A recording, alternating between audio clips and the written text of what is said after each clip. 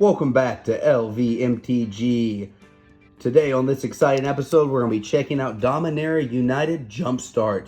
Let's see if it's as good as the original.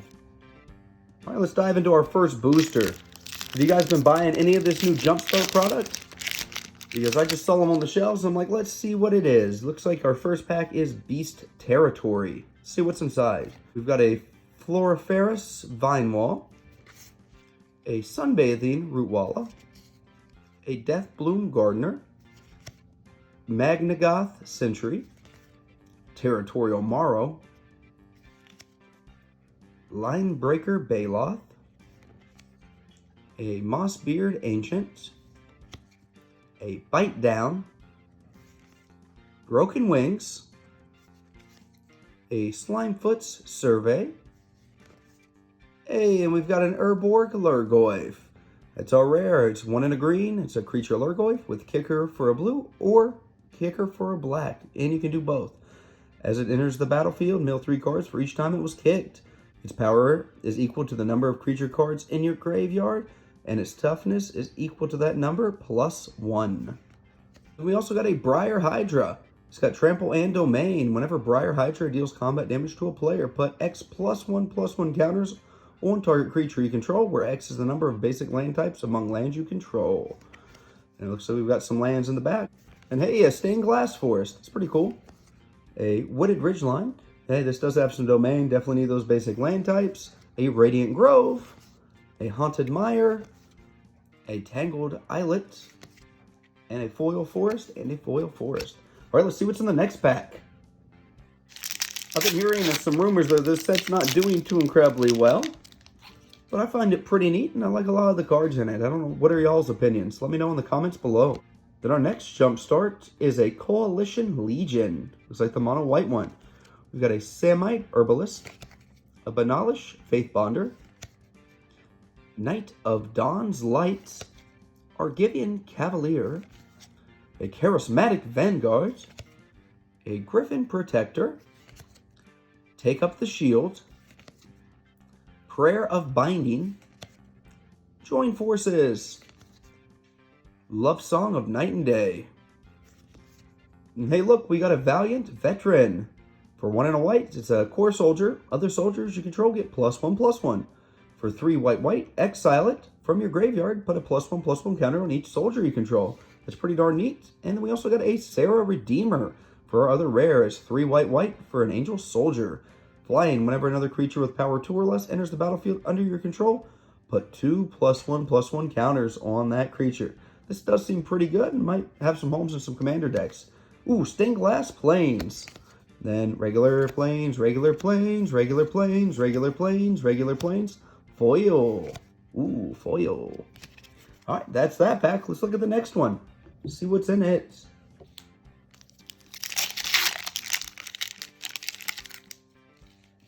Then it looks like we have a Totally Ruthless, one of the mono black ones.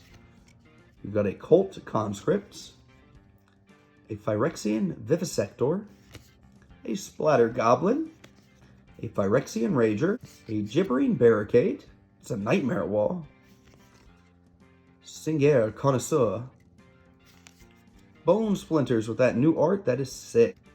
Then we got to cut down. This is going to be a staple removal spell, I think, in 60-card formats. And we got a Battle Rage Blessing. And we've got a Braid's Frightful Return. Ooh, look at that. A Defiler of Flesh. It's 2 black for a Phyrexian Horror with Menace. As an additional cost to cast black permanent spells, you may pay 2 life. Those spells cost 1 black less to cast if you paid life this way. This effect reduces only the amount of black mana you pay. Whenever you cast a black permanent spell, target creature you control gets +1/+1 and gains Menace until end of turn. Pretty spicy. Then we've got a Tyrannical Pit Lord. Look at this demon. 4 black, Flying Trample. As it enters the battlefield, choose another creature you control. The chosen creature gets +3/+3 and has flying. When Tyrannical Pit Lord leaves the battlefield, sacrifice the chosen creature. That's pretty darn neat. Then we've got a Swamp, Swampity Swamp, Stained Glass Swamp, Swamp, Swamp, Swamp, and then we got the 2 foil swamps.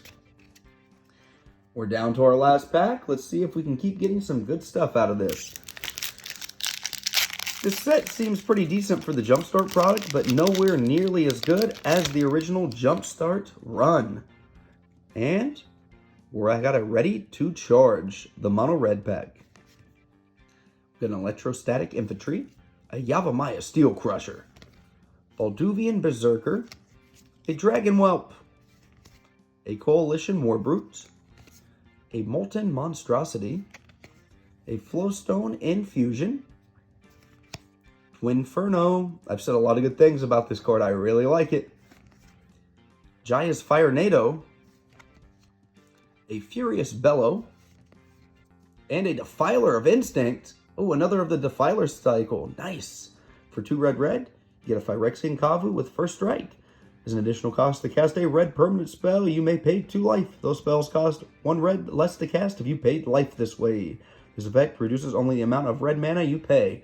Whenever you cast a red permanent spell, Defiler of Instinct deals 1 damage to any target. Seems like it might be good in a goblin deck, even though it's not a goblin. And then we've got a Rage Fire Hellkite. It's a 4 red dragon.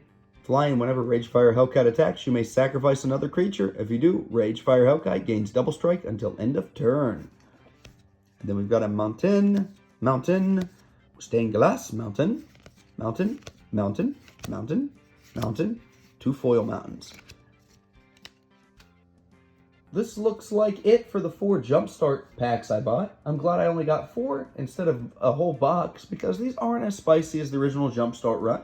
I'm looking forward to the new official Jumpstart release coming out later. So when that comes in, be sure to tune in to watch me crack it open. If you enjoy this content, please subscribe so you don't miss out on my latest videos. In the meantime, take care and bye-bye.